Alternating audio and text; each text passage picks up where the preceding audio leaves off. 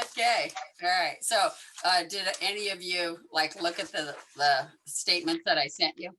I did.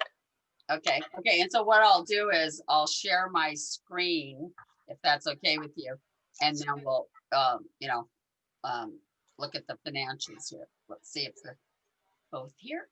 Sure. Okay, let's see. Okay, can you see both of those? No, I see Yeah, the just time. Balance sheet right now. Okay, okay. Do you see that, Mary? Yep, I see Okay, the balance sheet. okay. And then this here? Yes, Yep. ma'am.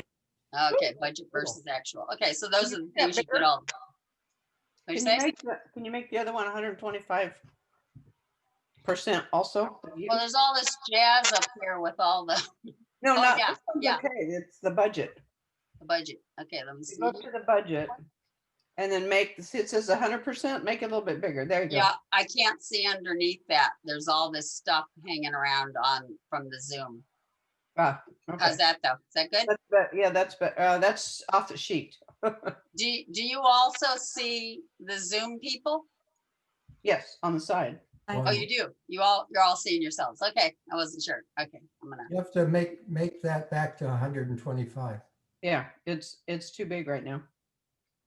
There you go. That's Okay. good. Oh, 133, I'll take it. Yeah, I can't see what that's saying. I can only see the plus and the minus thing. It says set up professional audio. Wait, maybe I can X that off there. Okay, that's better. Okay. All right. Okay, so let's start with the balance sheet. A little big, huh? So a balance sheet, just for reference, a balance sheet goes on forever. Okay,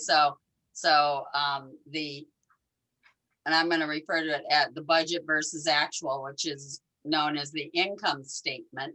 This statement is a period of 12 months. Okay, so, or whatever other time it's going to be. For right now, this one's 11 months, right?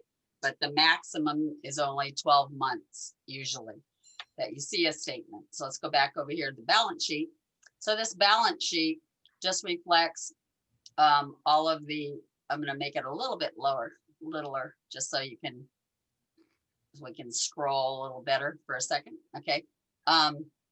So the components are the assets, all of the assets. So here's our total assets, and the liabilities and equity, just like equity in your home. So it's equity in this company, which is us, the church. So we have the liabilities and the equity, okay, down there. Okay, so in these two figures, this 259,731.65 total liabilities and equity equals the total assets. And if they don't, you're out of balance. And that's why they call it a balance sheet, right? Okay. Okay. So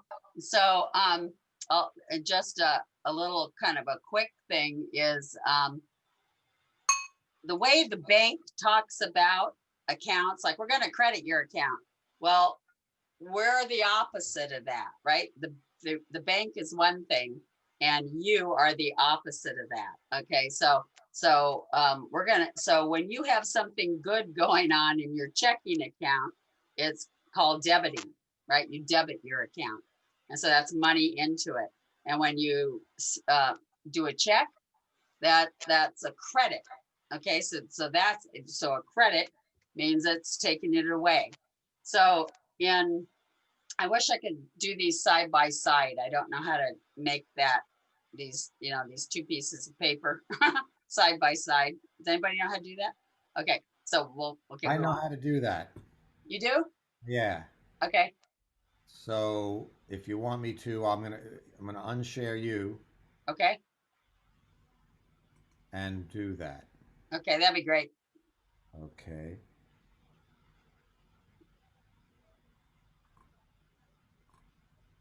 So should I stop share? It says stop Yeah, share. I didn't I already? Oh, can you? Oh, maybe you did. What do I? Okay. What are you seeing right now? The P&L, budget versus actual. Now we need the balance sheet too. Okay. Uh-huh. Okay, hang on.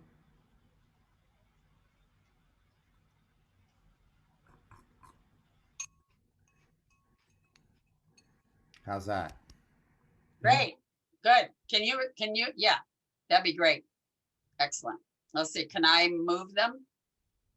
No, Oh, I can. okay. But you can move them. Yeah. Okay. Yeah. Okay, so go up, make the balance sheet go up. I wanted to see at the bottom of the balance sheet.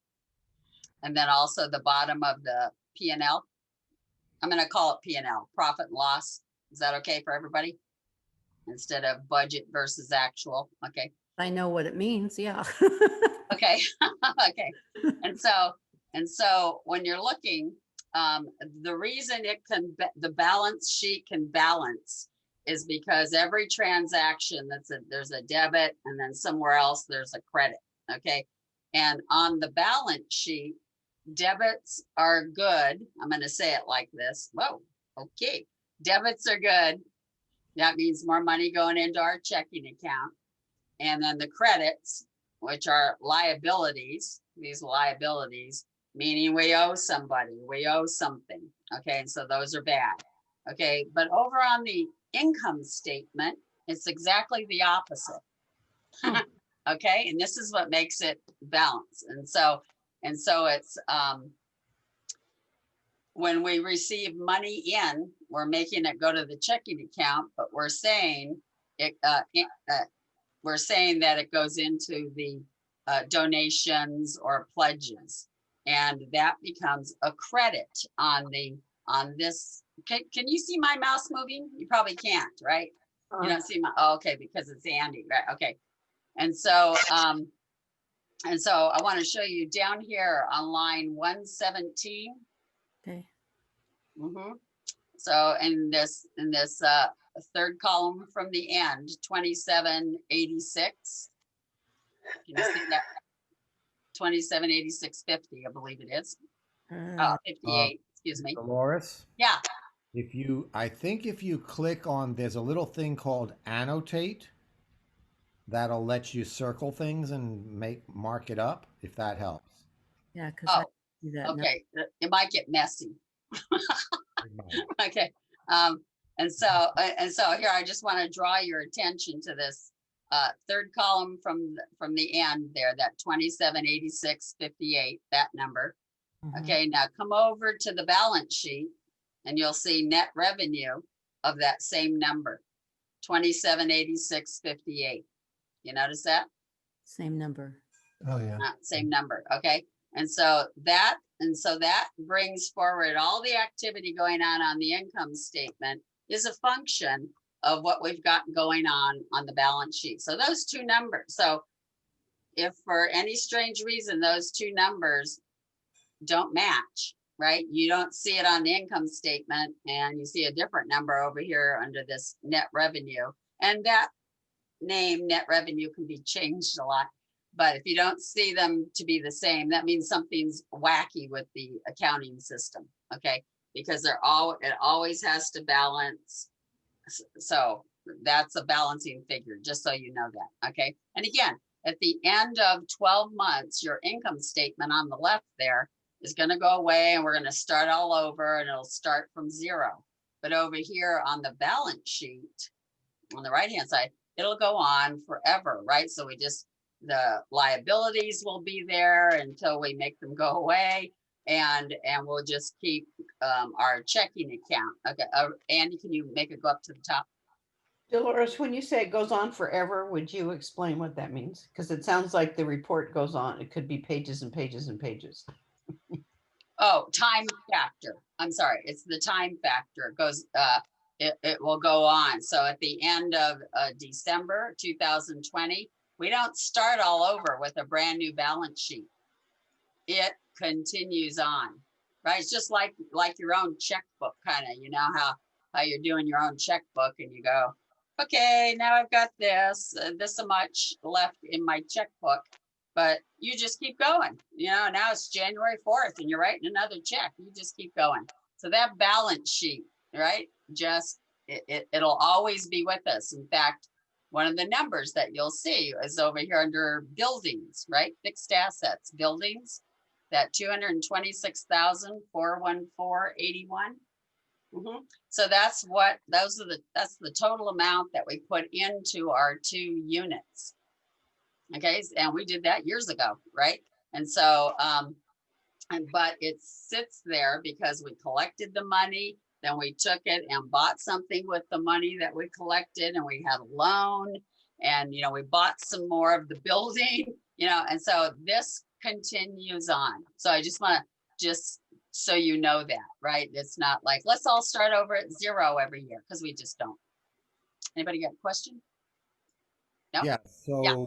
so this is as November 30th. So when we do the balance sheet for December 31st, this number is going to stay the same because it hasn't changed, right?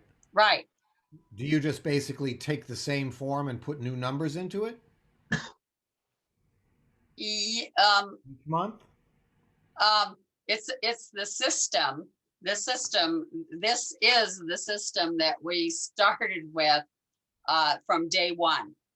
So we could actually go back, click on anything in here, like right here, the checking account at the top there, Mechanics Bank checking account. You can click on that number. Not here, you can't. This is a PDF, right? But you can click on it and find every transaction we ever did 12 years ago, right? When I set it up 12 years ago. And I want to explain this to you right now. 12 years ago, we were using QuickBooks. This is QuickBooks, if you're all familiar with that. It's like TurboTax, people that own TurboTax and that. Okay, well, this is QuickBooks. And it was in my computer, in Janet's computer, and then in Susan's computer, literally, right? The program. And now we're online. And that conversion, as Susan told you, what a horse's ass that was, let me tell you. Okay, and conversions typically do weird things, right? Okay, but, most of everything came over, and it's just figuring out how it's treating things now, and so every once in a while you'll get a funny comment from Susan like, hell if I know. Okay, right, and it's about looking, it's like, where are we putting it? But everything is somewhere. Let me put it that way to you. Everything is somewhere. Okay, and we're putting there'll be an occasional thing I'll look in here and I'll find something and it's like, oh, how do we do that? Where should it be? Is it miscoded? But the debit and the credit is on one of these pages on every single transactions for the last 12 years. So I just want you to know that. So again, these reports over here to the left, the income statement, if you can go up to the top on that, Andy. And we call it the budget versus actuals. Okay, and that's because, and by the way, we're on a cash basis. So just so in your brain know that, so that we're not reporting on these statements how much is owed to us. I'm just gonna, okay, and that would be your accounts receivable. Okay, and so because that would be accrual, the accrual system, but we're on a cash basis. So whatever we receive, that's what's coming in, and whatever we pay out, that's what's going out, right? Accrual would be different. It's all about what should we receive and what should we be paying. You would see a lot of that, okay? But we don't do that. We're on the cash basis. Okay. So so far so good. Question. Yeah. So the document on the right, you said it goes on forever. So Correct. my question, the document on the left, does that mean that after the new year, this all goes back to 0? Correct. Okay. Correct. Right. And what Susan and I have already done with we put in they'll be in this budget column in this November, on the second column here where it says budget November 2020. So that is the budget that we calculated would, the budget that would happen for just the month of November.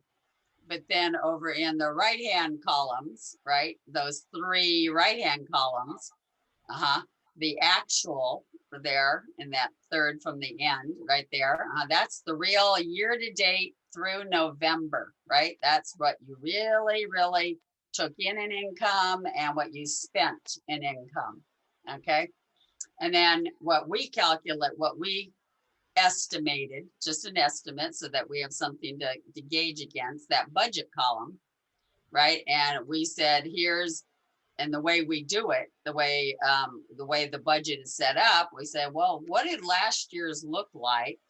And what do we think we're going to be getting this year, right? This upcoming year. And then we would ask all of the committees, what would they like in as their budget? And then they come back and they go, oh, pretty much the same, or, we could use an extra $1,000 for this, that, or the other. And we don't make those decisions. No, you can't have that, right? What we do is we put it all in, and then we hope to get that money, we hope to get the amount. So we're looking for the year. So we're looking over here in that budget column AJ there, that budget column, and that said we were expecting $43,714. See that one on line 29? So AJ 29, right? So right there, excuse me, we were budgeting to get that much through November. Okay, because we said total divide by 12, right? That's the year end figure. So that we're hoping to get that for the year. Through November, right?